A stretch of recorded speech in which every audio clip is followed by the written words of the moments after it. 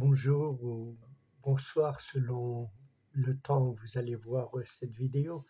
Je vous remercie pour votre patience. Aujourd'hui, on va parler de nouveau sur le tabernacle et cette fois-ci, on va rentrer dans le lieu saint, le lieu très saint, pas le lieu saint seulement, mais le lieu très saint. On est, après ce rideau ou ce voile qu'on a vu dernièrement, on rentre dans le lieu très saint, ce que les Israélites appelaient le lieu de la présence sainte du Seigneur. Nous savons que personne n'était autorisé à rentrer dans le lieu très saint, sauf le souverain prêtre ou le grand prêtre, et ceci une fois à l'an. Le reste du temps, ce lieu très saint restait en silence et dans la plus profonde obscurité. Ce lieu très saint est la partie la plus sacrée du tabernacle. Nous pouvons voir ceci comme l'habitation de Dieu et aussi son trône sur la terre. Il n'y avait qu'un seul objet et celui-ci était entouré du plus profond respect. C'est pour ça qu'il était seul et qu'il était dans l'obscurité et que seulement une fois par an, le souverain prêtre ou le grand prêtre pouvait rentrer. Le lieu très saint était de modeste dimension. Il mesurait 5 mètres de haut, 5 de large et 5 de long. Il avait la forme d'un cube, c'est-à-dire comme un dé. Et telles mesures peuvent nous surprendre parce que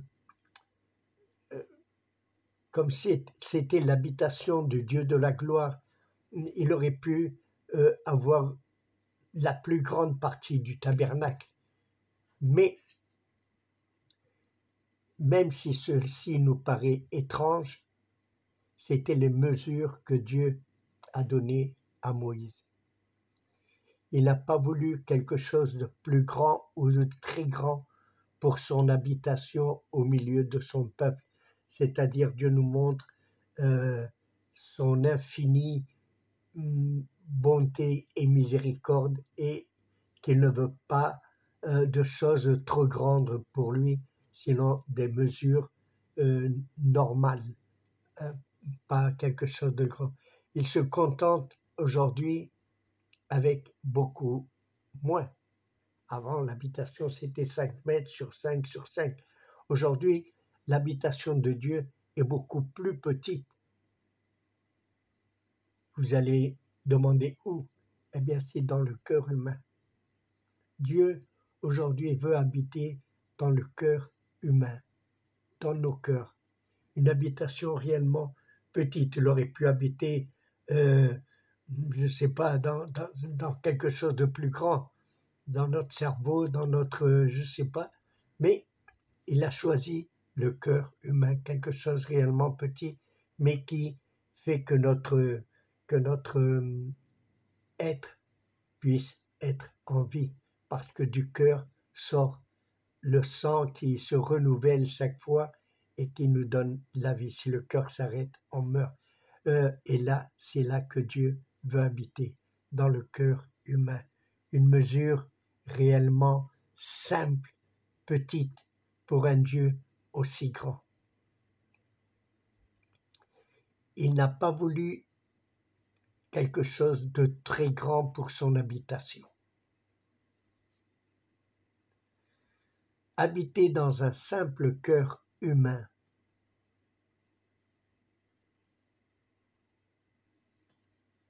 Qu'est-ce qu'un cœur réellement humain pour être l'habitation d'un Dieu aussi grand et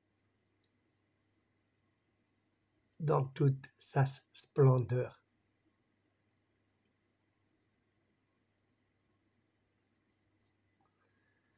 un cœur humain face à la grandeur et à la splendeur de Dieu.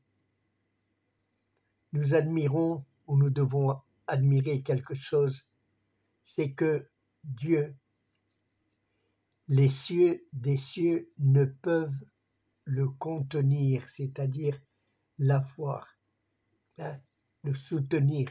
Et par contre, il est capable d'habiter un simple cœur humain.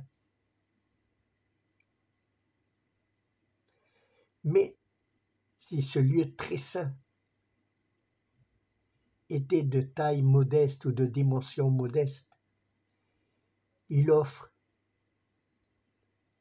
une image parfaite et terrible.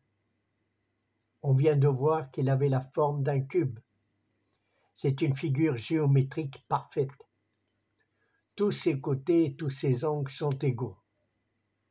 Toutes ses faces sont régulières et rigoureusement égales.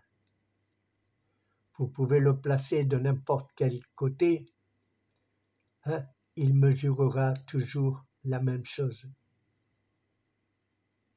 Il va rester pareil en mesure et en tout. C'est l'image de ce qu'on peut appeler en équilibre et on ne peut pas la changer. Le cube est une image réellement en équilibre. Tu le tournes de n'importe quel côté, ces mesures ne vont pas changer. Elles vont rester toujours égales. C'est pour cette raison que c'est la représentation parfaite. Dans l'Apocalypse chapitre 21, verset 16, on nous décrit la Nouvelle Jérusalem avec une largeur, longueur et hauteur égales aussi. Par conséquent, comme l'image géométrique d'un cube, la cité et la ville parfaite. Et si nous apprenons que si Dieu ne veut pas une grande habitation, oui, il la veut parfaite, c'est-à-dire pas grande chose, mais parfaite. Il peut se contenter d'un cœur humain, mais toujours savoir que ce cœur doit être une habitation parfaite, c'est-à-dire purifiée par le sang de son Fils, Jésus-Christ, et marchant, obéissant sa parole. Beaucoup de philosophies humaines nous montrent que l'immensité de Dieu a un obstacle qui ne peut être escalé entre lui et ses créatures, c'est-à-dire on ne peut pas monter à lui. L'erreur est profonde. L'unique obstacle réside dans ceci. Elle réside dans le péché. C'est ceci qui nous sépare de Dieu.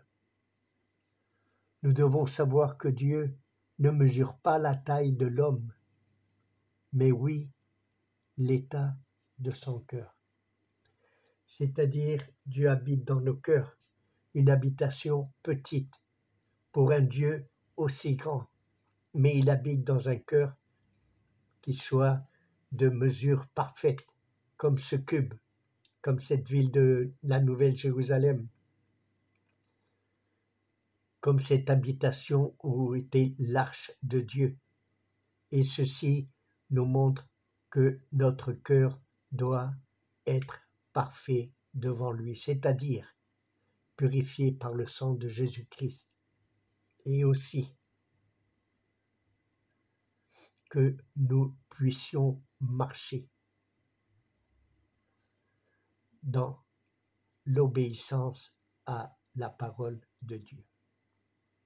S'il y a quelque chose qui nous sépare de Dieu, c'est parce qu'on ne fait pas attention à sa parole. Aujourd'hui, nos yeux sont mis sur n'importe quelque chose, hein, et on oublie que le Dieu Tout-Puissant veut habiter dans nos cœurs. Et il a tout fait pour pouvoir arriver à habiter en nous. Il est descendu, il s'est fait homme, il est mort sur la croix pour nous racheter. Pour ceci, quand je me suis converti, on m'avait fait une image parfaite de ce que Dieu a fait avec nous. C'est-à-dire, il y avait un jeune garçon qui avait fait un beau navire. Il a fait un beau navire, très beau, des plus beaux qu'on ait pu voir. Et puis d'un coup, il l'a mis sur un fleuve, sur une rivière, et ce bateau a été emporté par